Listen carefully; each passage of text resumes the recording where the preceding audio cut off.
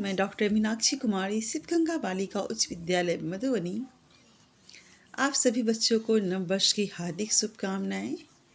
आइए बच्चों, हम लोग प्रार्थना के साथ नए साल का स्वागत करें। हम अपने हृदय में यह प्रार्थना लेकर नव वर्ष का स्वागत करें कि नए साल में सभी इंसान खुशहाल व सौहार्दपूर्ण भविष्य का सपना देखते हुए इस वर्ष को खुशी और शांति से परिपूर्ण कर सके।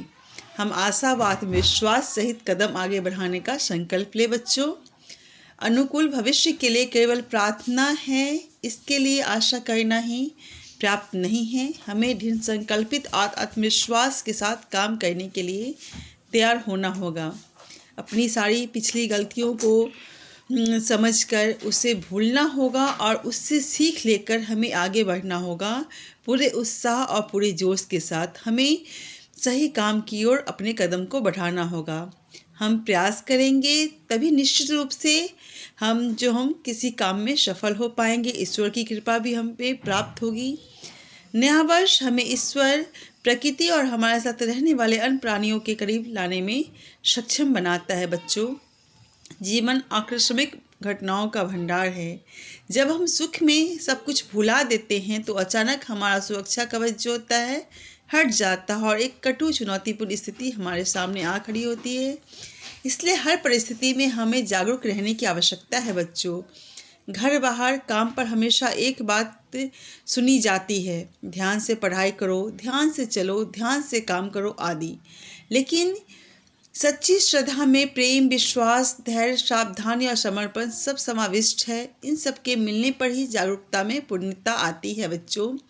तभी हम बाहरी आवरण का भेद कर किसी वस्तु के स्वरूप को जान सकते हैं, फिर चाहे वह कोई वस्तु हो, स्थिति हो या अनुभव हो। तभी हमें हमारे अंदर जो होता है किसका भाव जन्मता है। बुद्धि और हृदय में सामंजस्य आती है।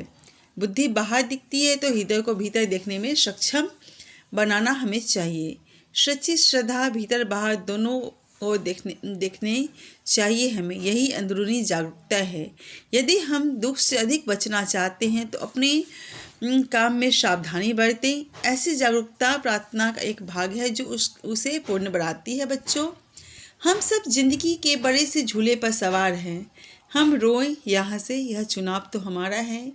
कई चुनौतीपूर्ण भरी या भयावह स्थिति आपके सामने आएगी।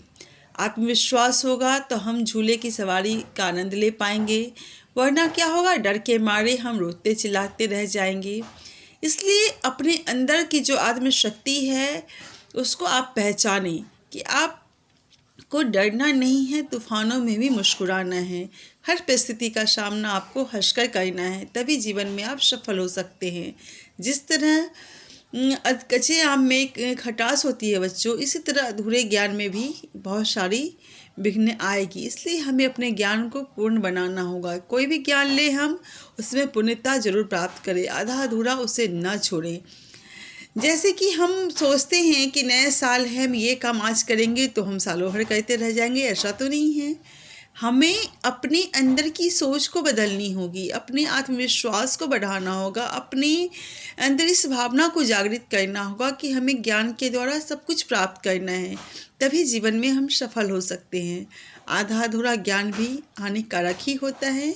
इसलिए बच्चों, आए हम सब मिलकर प्रार्थना करें कि नव वर्ष हम सभी के लिए कल्याणकारी हो, सब पर ईश्वर की कृपा बनी रहे, विश्व में खुशहाली व्याप्त हो और हमारे हृदय में भी यही प्रार्थना हो कि हम जीवन में कुछ अच्छा करने की सोचें, अच्छे इंसान बने। आप एक अच्छे इंसान बनेंगे तो निश्चित रूप से आप जो चाहेंगे आप पा सकते हैं।